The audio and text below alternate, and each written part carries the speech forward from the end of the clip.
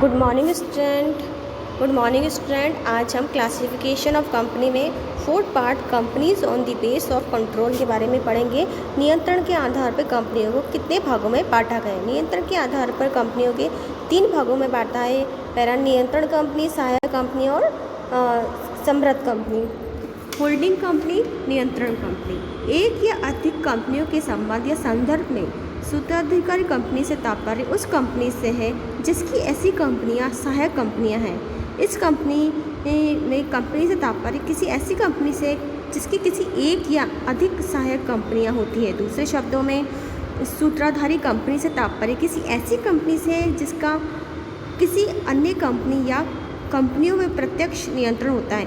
इस प्रकार जो कंपनी किसी अन्य कंपनी या किन्हीं अन्य कंपनियों पर नियंत्रण करती है वह नियंत्रण करने वाली कंपनी कहलाती है। तो ये होल्डिंग कंपनी एक से अधिक कंपनियों से रिलेशन रखती है और इसे अपन नियंत्रण कंपनी या सूत्राधारी कंपनी कहते हैं। नेक्स्ट है सहायक कंपनी। कंपनी के अनुसार किसी भी अन्य कंपनी के संदर्भ या संबंध में सहायक कंपनी से तात्पर्य उस कंपनी से जिस पर सूत्राधारी कंपनी निम्नलिखित में से किसी भी प्रकार पर नियंत्रण कर सकती है। सूत्राधारी कंपनी उस कंपनी के संचालन मंडल के गठन पर नियंत्रण रखती है।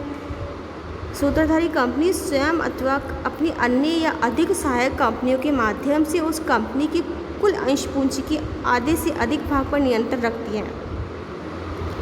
ये उल्लेखनीय कि किसी भी कंपनी के उस सूत्रधारी कंपनी के सहायक कंपनी मानी जाएगी। यह वह सूत्रधारी कंपनी की किसी अन्य सहायक कंपनी द्वारा उस कंपनी पर नियंत्रण करता है।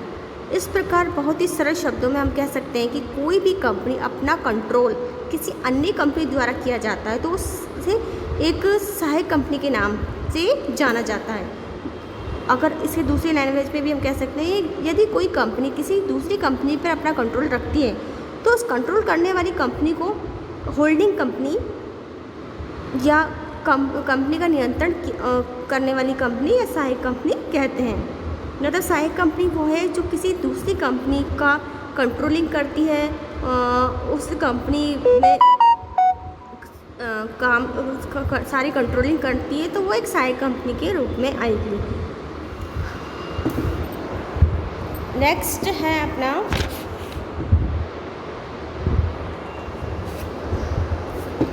सहचारी कंपनी। किसी अन्य कंपनी के संदर्भ या में सहचारी कंपनी से तात्पर्य ऐसी कंपनी जिसे पर किसी अन्य कंपनी का महत्वपूर्ण प्रभाव होता है किंतु कंपनी का प्रभाव रखने वाली कंपनी सहायक कंपनी नहीं होती है। ये उल्लेखनीय किसी कंपनी अन्य कंपनी की महत्वपूर्ण प्रभाव तब माना जाएगा जब किसी वह अन्य कंपनी उस कंपनी कुल अंश पूंजी में कम से कम 20% भाग पर नियंत्रण रखती है अथवा कंपनी किसी अन्य अनुबंध के अधीन उस कंपनी के व्यावसायिक नियंत्रण पर निर्णयों पर नियंत्रण करती है।